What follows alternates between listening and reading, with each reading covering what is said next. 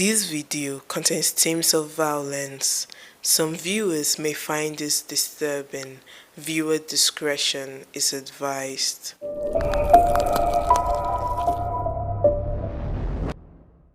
Hey you guys, welcome back to my channel. Thank you for clicking on this video. My name is Omodele Salu, and if you're here, that means you have invested in true crime content as much as I am. So welcome, take a seat. I am going to be posting a lot of content like this. So if this is something that you'd like, please like, subscribe, and turn that notification bell on so you can get notified when I post a new video.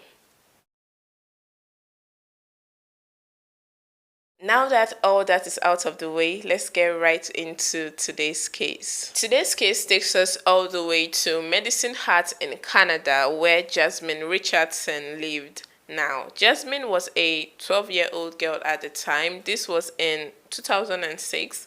She lived with her parents. She went to a good school. She had a relatively normal childhood, right? And people would often describe her as a happy and social girl, as nice and friendly, but that was until she met Jeremy Stanky. Jeremy was 23 at the time, so 11 whole years older than Jasmine, and he also had a completely different childhood. The direct opposite, if you will. His mother was an alcoholic, her partner abused him when he was a child, he was bullied in school, and by the time he met Jasmine, he had already attempted suicide. From the age of 13, Jeremy would create this really elaborate story about where he came from, his life. He would wear a vial of blood around his neck and claim to be a 300-year-old werewolf. Bruh. Now, these two people are very different. They are like worlds apart. And you guys are probably wondering, where did they even meet to begin with? Well, they met at a punk rock show, and immediately Jasmine saw Jeremy. She was smitten. She was so into his whole goth aesthetic, and she wanted to become a part of that lifestyle. She became a member on the website vampirefreaks.com, and her transition began. She went from her regular looks, the light makeup, regular colored clothes, to wearing really dark makeup, dark colored clothes. And she was wearing dark makeup so she would look older than she actually was, because when you look at this girl, you see that this is a fucking child. And so she was trying to look older than her age. Now her parents, they are noticing these changes, but what can they do, right? She's living her life, not harming anyone, so do you, right? But then they found out about her boyfriend, and they absolutely were not having it. They thought that it was strange that this really older guy was dating this young girl, and so they prohibited their daughter from seeing him. Mark and Deborah, Jasmine's parents, are not wrong. Alright, they're trying to protect their daughter. This guy is basically a predator, and he's dating this girl when she's like 11 years younger. Not 11 years younger, when she is like 25 or even 20. She is 12. Guy, what are you doing with a 12-year-old? What? But trust children not to see it that way. They were in love, and her parents were just trying to come between them. They were so mad at at Jasmine's parents stopping them from seeing each other, that Jeremy went to his blogging platform and wrote, "Payment. My lovers' rents are totally unfair. They say that they really care. They don't know what is going on. They just assume. Their throats I want to slit. Finally, there shall be silence. Their blood shall be payment." According to police reports, it was actually Jasmine that started talking about killing her parents, not Jeremy. So Jeremy's blog post was on the 6th, alright, or 3rd of April 2006, I'm sorry, 3rd of April 2006, and Jasmine had sent like an email before that. She told him in the email, like, "I have a plan. It begins with me killing them and ends with me living with you." And then Jeremy replied this email saying, "Well, I love your plan, but we need to get a little more creative with like details and stuff." And the crazy thing about this is that this wasn't a plan that was kept a secret. It's not like Jasmine was very hush hush about it.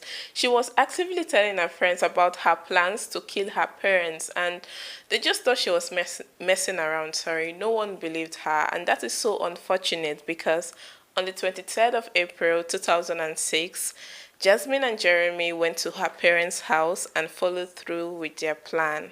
The next day, so the 24th of April 2006, a young boy went over to his friend's house, and when he got there, he looked through the window and he thought he saw a body, so he ran back home and told his mother, who then called the police. Now, this young boy, his friend, was Jasmine's little brother.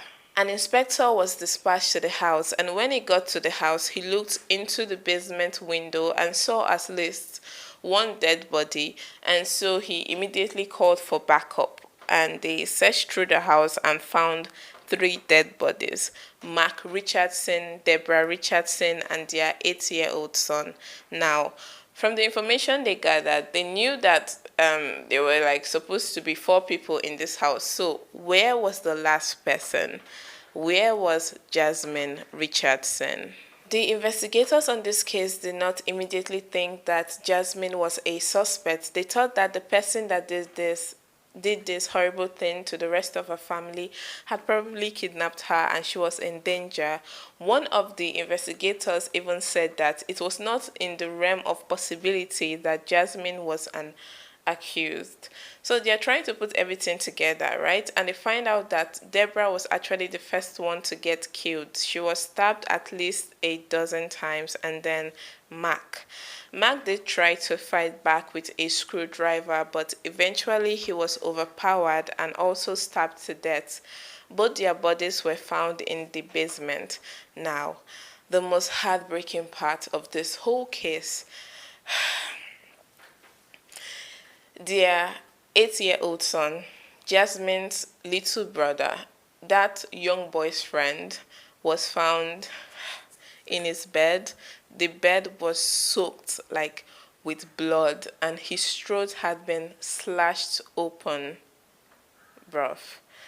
Now, they are still thinking that Jasmine is in danger, and so they released a statement saying that she is needed for an urgent family matter.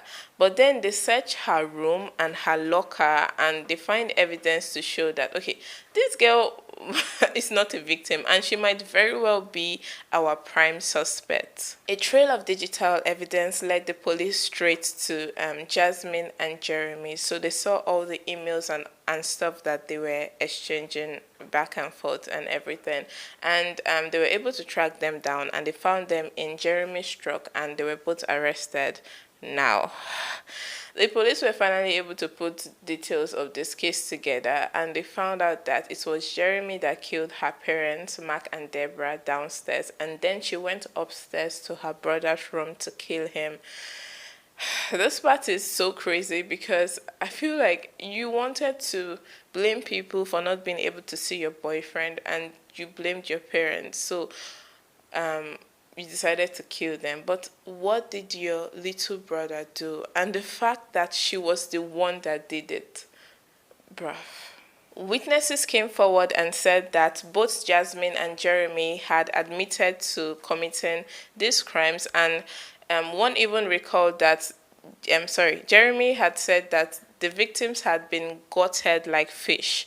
In 2007, Jasmine Richardson's trial began. At this time, she was only referred to as JR because of her age, right? And she pleaded not guilty.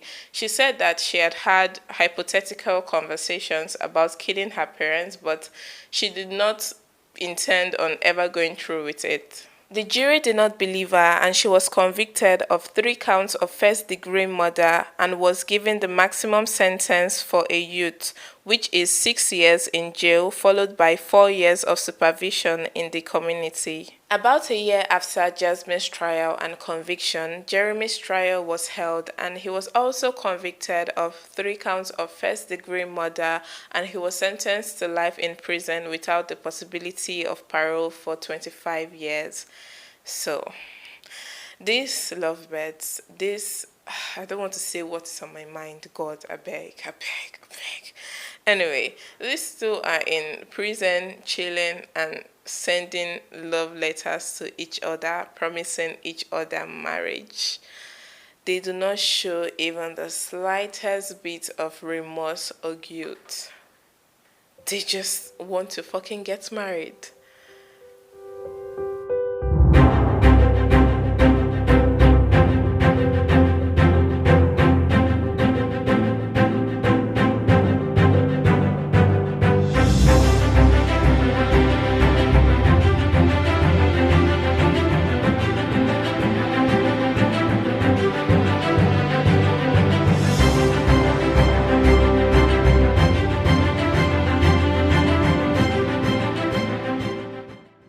And that brings us to the end of today's case. Y'all take care of yourselves. Please like and subscribe if you haven't done that already. And I will definitely see you next week or for the next one.